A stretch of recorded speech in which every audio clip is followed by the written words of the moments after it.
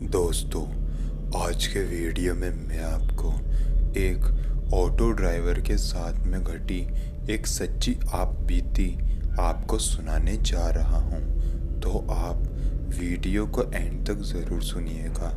Video पसंद आए तो वीडियो को लाइक करें, कमेंट करके बताएं कि अगली वीडियो आपको किस टॉपिक पर चाहिए। अगर आपके साथ भी कोई सच्ची घटना घटी हो तो वो आप मुझे मेरे इंस्टाग्राम पर भेज सकते हैं, जिसका लिंक मैं आपको दे दूंगा नीचे डिस्क्रिप्शन बॉक्स में। उस ऑटो ड्राइवर का नाम दुर्गेश है और अब आगे की कहानी मैं आपको दुर्गेश जी के पॉइंट ऑफ व्यू से ही सुनाऊंगा। मेरा नाम दुर्गेश है।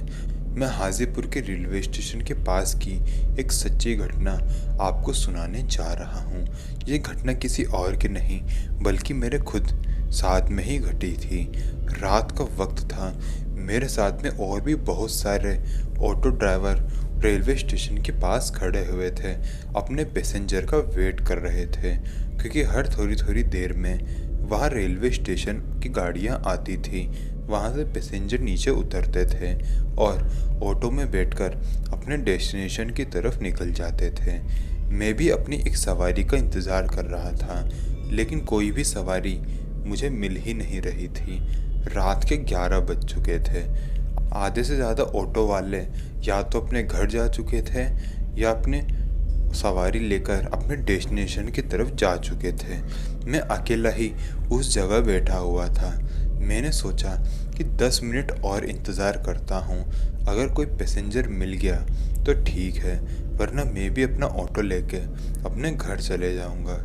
10 मिनट बीत गए लेकिन कोई पैसेंजर नहीं मिला। तभी मैं वहाँ से जाने लगा और तभी सडनली वहाँ पर न जाने कहाँ से एक ट्रेन आ गई, जिसमें से एक खूबसूरत सी लड़की नीचे उतरी। उसने अपने हाथ में बैग टांगा हुआ था और दूसरे हाथ में सूटकेस था। वो चलते हुए मेरे पास आई। उसने बोला कि उसे यहाँ से थोड़ा दूर जाना है, क्या मैं उसे छोड़ दूँ? मैंने कहा क्यों नहीं, यही तो हमारा काम है मैडम, लेकिन रात का वक्त है इसलिए मैं 700 रुपये लूँगा। अगर आप सुबह तक रुकती हैं तो केवल 200 रुपये ही लगेंगे। उस लड़की ने कहा नहीं, मुझे अभी ही जाना है, मैं तुम्हारे 700 रुपये दे दूँगी। मैंने कहा मैडम आप अभी एडवांस दे दीजिए, बाकी का जब मैं आपको घर पहुंचा दूंगा तब दे दीजिएगा। उसने बताया था कि उसका आगे ही एक घर है, वहां जाना है। मैंने कहा कि आप पहले एडवांस दे दीजिए। उसने मुझे 300 रुपये दिए। वो 300 रुपये मैंने अपने पास रखे और कहा आइए मैडम अंदर बैठ जाइए। वो लड़की मेरे ऑटो में आके बैठी। उसके बताए हुए रास्ते पर मैं ऑटो चला रहा था। चलाते चलाते मैं उसके घर के पास जाके रुक गया, जो घर उसने बताया था। उसने मुझे कहा कि मैं 5 मिनट यहीं रुकूं। वो अंदर से 400 रुपये लेकर आ रही है। वो मेरे गाड़ी से नीचे उतरी। अपना सूटकेस और बैग भी उसने अपने हाथों में ले लिया और उस घर के अंदर चले गई। हैरानी की बात यह है कि वो उस घर का गेट खोले बिना ही घर के अंदर घुस गई थी, लेकिन मैंने उस तरफ देखा नहीं था। मैंने अपनी टेढ़ी आंख से देखा था कि वो बिना गेट खोले घर के अंदर घुस गई है, लेकिन क्योंकि मैंने टेढ़ी आंख से देखा था तो मुझे कुछ भी क्लियरली दिखाई नहीं दिया था। तो मैं इस मामले में कुछ कह नहीं सकता कि वो दरवाज़ा खोल के अंदर गई थी या ऐसे ही अंदर गई थी। मैं उसके बाहर आने का इंतज़ार कर रहा था, सोच रहा था कि ये लड़की कब आएगी। आधा घंटा हो गया था, वो लड़की बाहर आने का नाम ही नहीं ले रही थी। फिर मैं उसके घर के सामने जाकर खड़ा हो गया और ज़ोर ज़ोर से दरवाज़ा पीटने लगा और कहने लगा मुझे मेरे पैसे दे दीजिए, मुझे यहाँ से जाना है। तभी अंदर से एक बुढ़िया बाहर आई। उसने मुझे कहा क्या हुआ बेटा, कोई दिक्कत है क्या? मैंने कहा कि यहाँ एक लड़की अभी अभी अंदर आई है, मुझे उससे पैसे लेने हैं और अपने घर जाना है, क्या आप उस लड़की को बुला देंगी? मैंने कहा मैंने अभी अभी एक औरत को यहीं छोड़ा है जो कि चलते हुए इसी घर के अंदर आई है।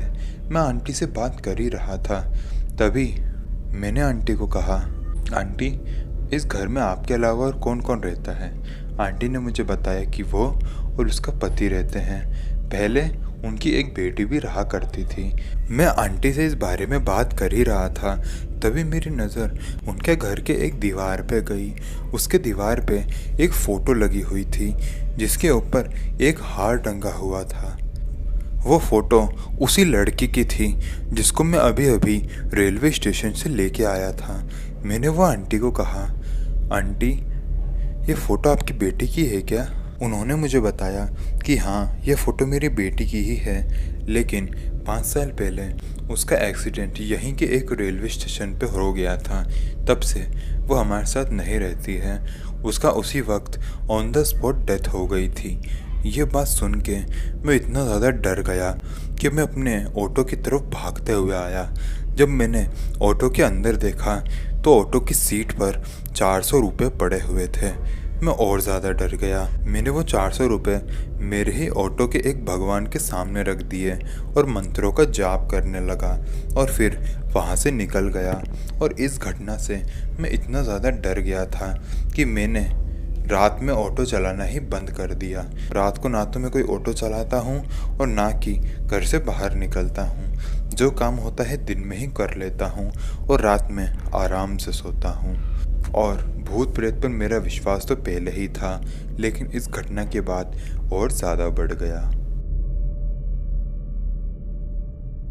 दोस्तों, वीडियो पसंद आई तो वीडियो को लाइक करें, कमेंट करके बताएं कि अगली वीडियो आपको किस टॉपिक पर चाहिए।